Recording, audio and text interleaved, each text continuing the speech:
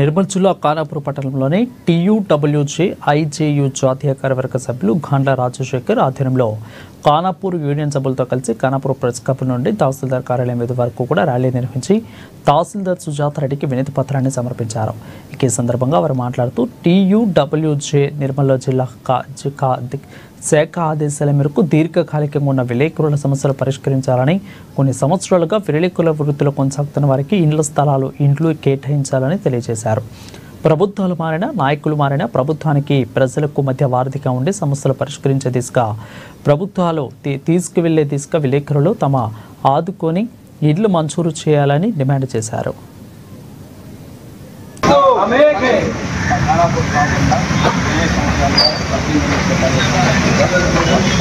జిల్లా టీయూడబ్ల్యూఐజేయు నిర్మల్ శాఖ పిలుపు మేరకు ఖానాపూర్ పట్టణంలోని విలేకరుల సమస్యల కోసం ఈరోజు ఖానాపూర్ ఎంఆర్ఓ కార్యాలయానికి రావడం జరిగింది.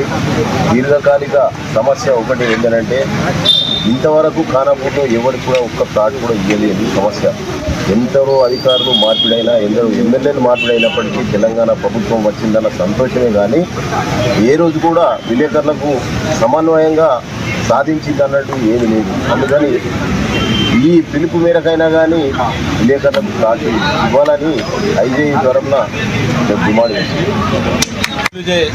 జిల్లా కమిటీ పిలుపు మేరకు ఈరోజు ఖానాపూర్ పట్టణంలో స్థానిక పాత్రికేయులు మరియు యూనియన్ సంఘ నాయకుల ఆధ్వర్యంలో ప్లాట్ల సాధన కోసం స్థానిక ప్రెస్ క్లబ్ నుంచి ఎంఆర్ఓ కార్యాలయం వరకు ర్యాలీగా రావడం జరిగింది. విలేకరులు దీర్ఘకాలికంగా ఎదుర్కొంటున్న అర్హులైన జర్నలిస్టులను గుర్తించి వెంటనే ప్లాట్లను కేటాయించాలని